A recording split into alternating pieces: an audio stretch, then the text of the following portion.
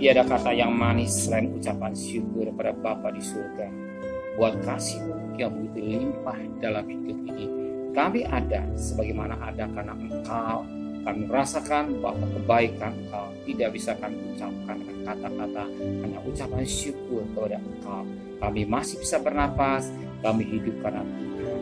Sebelum kami ngaditas lain, pertamakan Engkau. Naikkan mesbah keluarga, mesbah pribadi. Kami naikkan pujian penyembahan, kami naikkan doa syafaat, dan kami rindu juga untuk mendengarkan renungan firman-Mu. Roh Kudus, urapi hamba-Mu, Roh Kudus urapi kami yang mendengarkan. Terima kasih Bapa, dalam nama Tuhan. Amin. Shalom.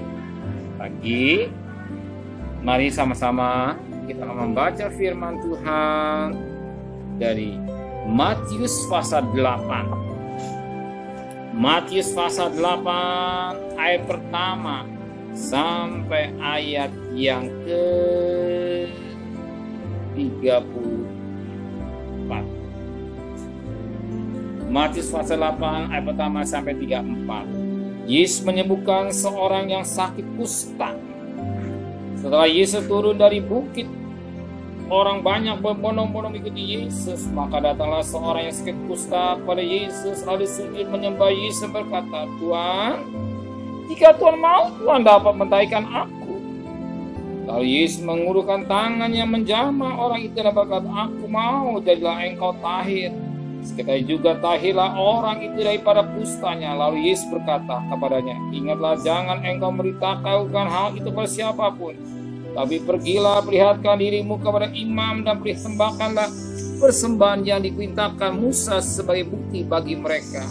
Dan Yesus masuk ke Kapernaum, datanglah seorang perwira mendapatkan dia dan mohon kepadanya, Tuhan, hambaku terbaring di rumah karena sakit lumpuh. Dan ia sangat menderita. Yesus berkatanya, aku akan datang menyembuhkannya. Tapi jawab perwira itu kepadanya, Tuhan, aku tidak layak menerima Tuhan dalam rumahku. Katakan saja sebatas kata, maka hambaku akan sembuh. Sebab aku sendiri seorang bawahan, dari bawahku ada kuda pencuri. Prajurit, jika aku berkata kepada salah seorang prajurit itu pergi, maka ia pergi. Dan kepada seorang lagi datang, maka ia datang. Ataupun kepada hambaku, kerjakan ini, maka ia mengerjakannya. Setelah Yesus mendengar hal itu, heranlah ia dan berkata kepada mereka yang mengikutinya, aku berkata kepadamu, sesungguhnya imam sebesar itu tidak pernah aku jumpai pada seorang pun di antara orang Israel.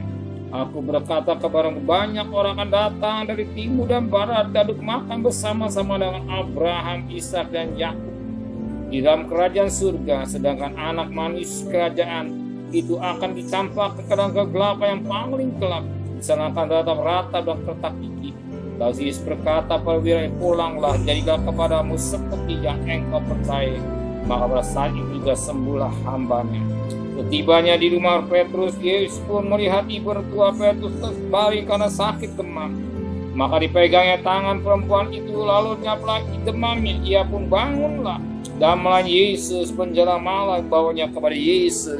Banyak orang yang kasuhan setan, dan dengan sepatah kata Yesus mengucapkan roh-roh itu dan menyembuhkan orang-orang yang menderita sakit. Hal itu terjadi supaya genaplah firman disampaikan oleh Nabi Yesaya. Dialah yang memikul kelemahan kita dan menanggung penyakit kita. Ketika Yesus melihat orang banyak menginginnya, ia menyuruh ketolak ke seberang. Lalu datanglah seorang ahli Taurat dan berkata pada Yesus, Guru, aku akan mengikut engkau, kemana saja engkau pergi. Yesus berkata kepadanya, serigala mempunyai liang dan burung mempunyai sarang, tapi anak manusia tidak punya tempat untuk meletakkan kepalanya. Seorang lain lagi, yaitu salah seorang muridnya, berkatanya, Tuhan, izinkanlah aku pergi dahulu mendahulukan ayahku. Tapi Yesus berkatanya, ikutlah aku, dan biarlah orang-orang mati mengumpulkan orang-orang mati mereka. Lalu Yesus naik ke dalam perahu dan muridnya pun mengikutinya, sepanjang mengemuka angin ribut danau itu, sehingga perahu itu ditimbus gelombang, tetapi Yesus tidur. Maka datanglah murid-muridnya lalu membangunkan Yesus, kata, Tuhan, tolonglah kita binasa. Ia berkata kepada mereka, mengapa kamu takut, kamu yang kurang percaya? Lalu bangunlah Yesus, mari angin dan danau itu Dan maka danau itu menjadi teduh sekali, dan heranlah orang itu, katanya, orang apakah dia sehingga angin dan danau pun taat kepada Yesus. Tiba di seberang, yaitu di daerah orang Gedara, datanglah dari kuburan 2 orang yang kerasukan setan menemui Yesus. Mereka sangat berbahaya sehingga tidak seorang pun yang berani malah jalan itu. Dan mereka itu berteriak, katanya, apa urusanmu dengan kami, hei anak Allah? Adakah engkau kemari untuk menyiksa kami sebelum waktunya? Tidak jauh dari mereka itu sejumlah besar babi sedang mencari makan.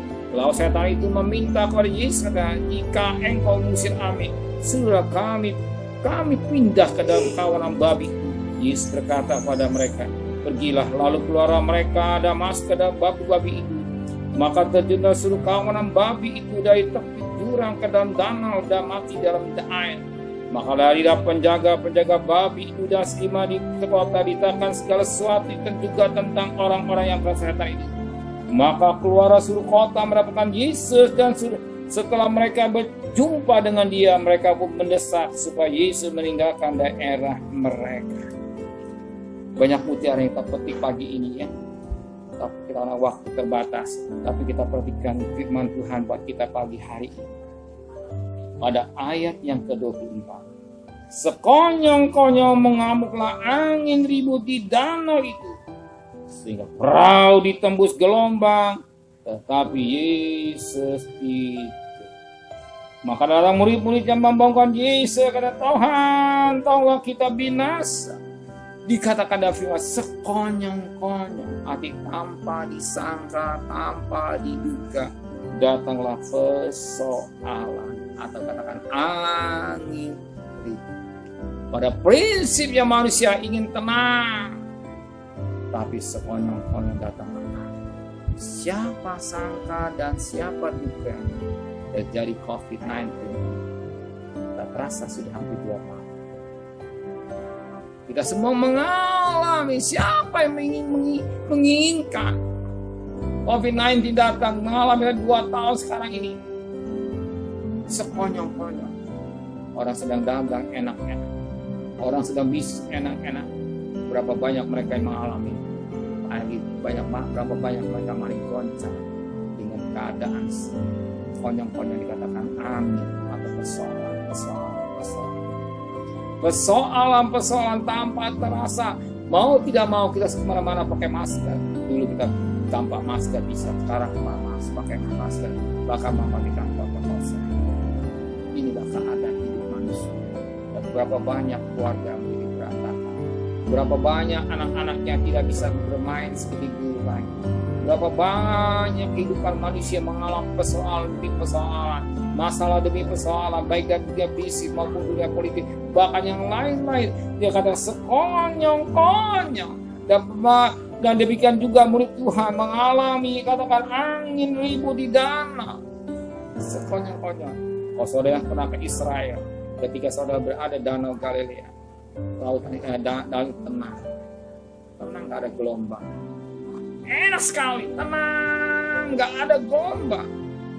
Dan ketika saya naik di danau Galilea, saya lihat nggak ada tenang, nggak ada angin, nggak ada gelombang, ya tenang, enak, ya sambil nyanyi, sambil ngobrol, sambil mandang dan menikmati berkat. Dan ternyata semuanya, siapa yang nggak pengen tenang? Siapa yang tidak mau? Tiba-tiba semuanya tanpa dia ditanya. Tetapi Tuhan sebagai perahu rumah tangga kita, Tuhan sebagai perahu jurumu di rumah tangga kita. Dan murid itu berkata, Tuhan tolonglah aku. Apakah Yesus tidak? Tapi Yesus menghadirkan. Yesus tidak tinggal diam, tetapi dia langsung berkata pada ayat 26. Yesus berkata pada murid-muridnya, mengapa kamu takut, kamu yang kenapa ya? Lalu bangunlah Yesus menghadik angin itu dan aku tebus. Betapa penting kita memiliki Yesus. Kalau semua ada Yesus, angin, gelombang datang, tapi tenang. Yang ada kita panggil Yesus. Kalau saudara orang yang sangat bahagia, saudara saudara cari Yesus. Yesus, keadaan saya, bisnis saya menjerit kepada satu kali, dia lalu tangannya terbuka untuk menolong saudara. Ya, mungkinnya Yesus menghadir danau di tengah antara angin bertengkar. Betapa hebat kuasa. Ingat betapa hebat kuasanya bagi orang yang percaya. Ingat Efesus, ya, percaya kuasa Allah dahsyat. Maka saudara, orang yang bahagia, orang yang diberkati Tuhan, utamakan Tuhan. Adakah mesbah pribadi? Kita ada hubungan dengan Tuhan. Sebelum kita mengadopsi lain, kita menjerit di kaki Tuhan. Tuhan pasti tolong dan menyelesaikan persoalan sesulit apapun Dia sanggup. Amin. Benar Bapa di surga, Engkau tidak pernah dibiarkan. Engkau selalu menolong dalam menghadapi tantangan hidup. Kami serahkan masalah kami serahkan problem kami serahkan persoalan kami kepada kami. Engkau juga pasti menolong kami. Engkau tidak akan membiarkan kami. Engkau tidak akan mempermalukan kami. Kami terima dengan iman firman. Kami berjalan hari ini bersama dengan Tuhan. Tuhan sudah siapkan menolong dalam hidup kami. Kami serahkan masalah kami, penyakit kami, persoalan kami kepada Engkau saja. Kami terima dengan iman kesembuhan, kemenangan, membuka jalan yang daripada Tuhan. Terima kasih Bapa di surga. Kembalikan kami besok pagi dan tubuh yang sehat dengan tidak kurang satu apapun.